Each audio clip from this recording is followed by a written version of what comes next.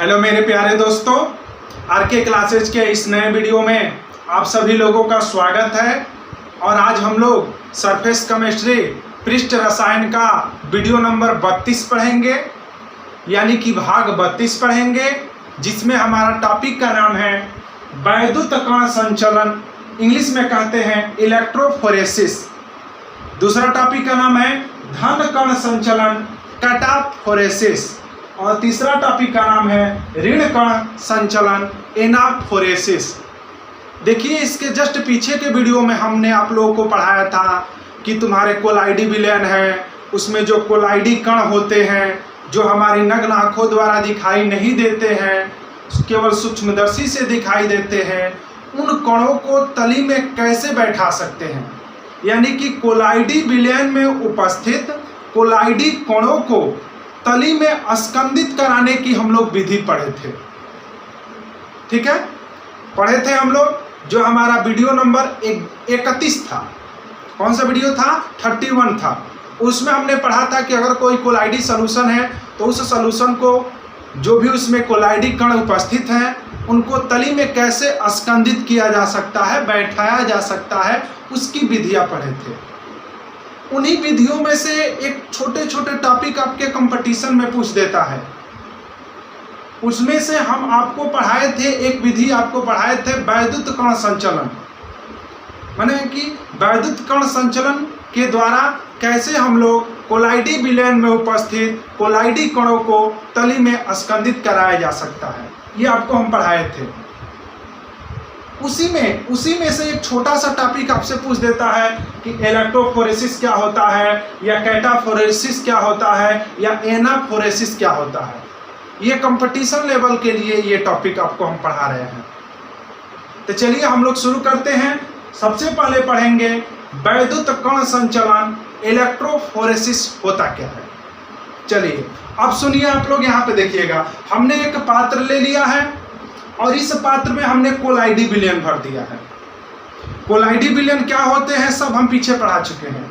हमने एक पात्र ले लिया है और इस पात्र में क्या भर दिए हैं? कोलाइडी विलयन भर दिए हैं। तो कोलाइडी विलयन में कोलाइडी कण होंगे। कोलाइडी विलयन में क्या होंगे? कोलाइडी कण होंगे। और उन कणों को हमको तली में अगर बैठाना होता तो अगर या स्कंदित कराना होता तो हमारा टॉपिक हो जाता स्कंदन या अवक्षेपण। उसी से संबंधित ये भी आपका टॉपिक है, वैद्युत कण संचलन होता क्या है। देखिए, वैद्युत कण संचलन को समझाने के लिए हमने क्या किया है, एक पात्र में हमने कोलाइडी विलयन ले लिया है। और कोलाइडी विलयन में आपको पता होगा कि अत्यंत छोटे छोटे कण होते हैं। कोलाइडी विलयन में अत्यंत छोटे छोटे कण होते हैं जो हमारी नग्न आंखों द्वारा नहीं दिखाई देते हैं, सिर्फ सूक्ष्मदर्शी से देख सकते हो। यानी कि इस विलयन में अत्यंत छोटे छोटे कण हैं। इस विलयन में अत्यंत छोटे छोटे कण हैं जो हमारे नग्न आंखों द्वारा दिखाई नहीं देते हैं, सिर्फ किससे दिखाई देते हैं? सूक्ष्मदर्शी से दिखाई देते हैं। ये हम आपको पढ़ाए थे। देखिए, ये जो कोलाइडी कण है इस विलयन में जो उपस्थित है, या तो उस पर पॉजिटिव चार्ज होता है या तो उस पर निगेटिव चार्ज होता है।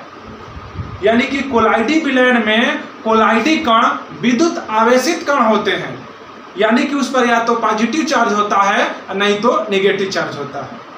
तो अब तक हम लोग क्या पढ़ चुके कि कोलाइडी विलयन में अत्यंत छोटे छोटे कण होते हैं जो हमारी नग्न आंखों द्वारा दिखाई नहीं देते हैं, सिर्फ सूक्ष्मदर्शी से दिखाई देते हैं। और वो जो कण है उस पर या तो पॉजिटिव चार्ज होता है या तो निगेटिव चार्ज होता है। ठीक है, माने कि कहने का मतलब यह है कि कोलाइडी विलयन में कोलाइडी कण विद्युत आवेशित कण होते हैं, या तो उस पर पॉजिटिव चार्ज होगा और नहीं तो उस पर निगेटिव चार्ज होगा।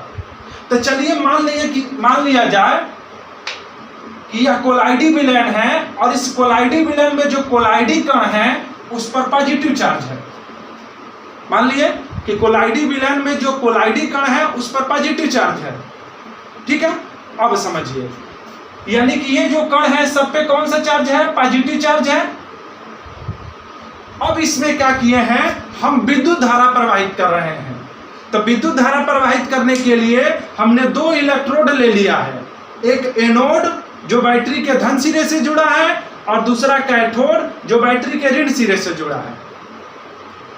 हम क्या कर रहे हैं, वैद्युत कण संचलन करना है, तो कोलाइडी विलयन के पात्र में इलेक्ट्रोड के माध्यम से विद्युत धारा प्रवाहित कर रहे हैं।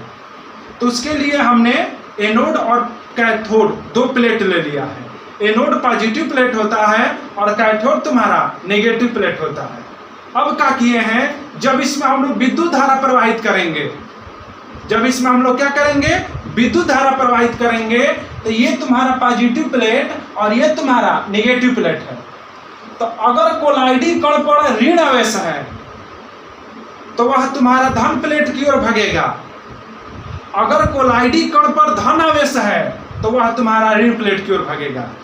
फिर से समझिए, कोलाइडी विलयन में जब हम विद्युत धारा प्रवाहित कर रहे हैं, तो यदि कोलाइडी कण पर पॉजिटिव चार्ज है, जो कोलाइडी विलयन हमने लिया है, उस कोलाइडी विलयन में जो कोलाइडी कण है, यदि उस पर पॉजिटिव चार्ज है तो वह ऋण प्लेट की ओर भागेंगे। यदि कोलाइडी कण निगेटिव चार्ज वाला है तो वह धन प्लेट की ओर भागेगा। यदि कोलाइडी कण निगेटिव चार्ज वाला है तो किधर भागेगा, धन प्लेट की ओर भागेगा। और इसी घटना को वैद्युत कण संचलन कहते हैं। समझ में आ गया? किसे कहते हैं वैद्युत कण संचलन? क्या बोलोगे कि यदि कोलाइडी विलयन में विद्युत धारा प्रवाहित किया जाता है, तो कोलाइडी विलयन में उपस्थित कोलाइडी कण यदि पॉजिटिव होता है तो वह ऋण प्लेट कैथोड प्लेट की ओर गति करता है। यदि कोलाइडी कण निगेटिव होता है तो वह एनोड प्लेट यानी कि धन प्लेट की ओर जाने लगता है। और इसी घटना को वैद्युत कण संचलन कहा जाता है। ठीक है? किसे कहते हैं वैद्युत कण संचलन बाबू? एक बार आपको फिर रिपीट कर दे रहे हैं। कैसे बोलेंगे कि यदि कोलाइडी विलयन में विद्युत धारा प्रवाहित की जाती है, तो यदि कोलाइडी कण धनावेशित होते हैं तो वह कैथोड प्लेट की ओर भागते हैं, यानी कि कैथोड प्लेट की ओर गति करने लगते हैं। यदि कोलाइडी कण निगेटिव होते हैं तो वह एनोड प्लेट की ओर जाने लगते हैं, एनोड प्लेट की ओर गति करने लगते हैं। इसी घटना को हम लोग वैद्युत कण संचलन कहते हैं। भूलेंगे नहीं ना? टॉपिक कंफर्म हो जाएगा ना जी?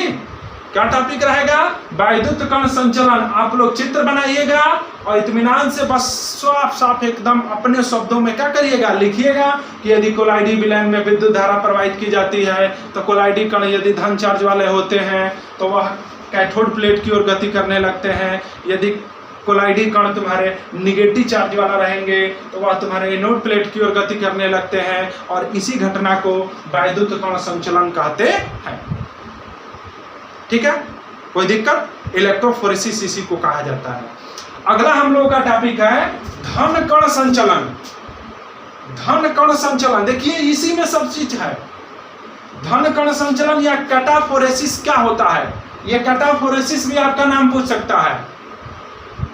अगला टॉपिक क्या है? धन कण संचलन किसे कहते हैं? तो आप क्या बताएंगे कि यदि कोलाइडी विलयन में विद्युत धारा प्रवाहित की जाती है तथा कोलाइडी कण पर धन चार्ज होता है तो वह कोलाइडी कण तुम्हारे कैथोड प्लेट की ओर जाने लगते हैं। और इसी घटना को कैटाफोरेसिस कहते हैं। फिर से, धन कण संचलन यानी कि कोलाइडी कण सोचिए, यदि कोलाइडी कण धनावेशित होते हैं तब विद्युत धारा प्रवाहित करने पर वह किधर जाने लगते हैं? कैथोड प्लेट की ओर गति करने लगते हैं। और इसी घटना को कैटाफोरेसिस या धन कण संचलन कहते हैं। याद हो जाएगा?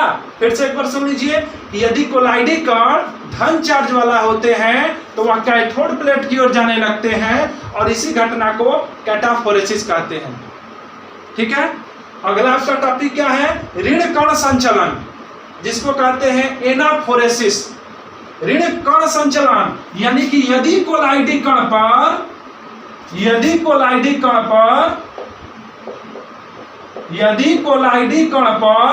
ऋण चार्ज होता है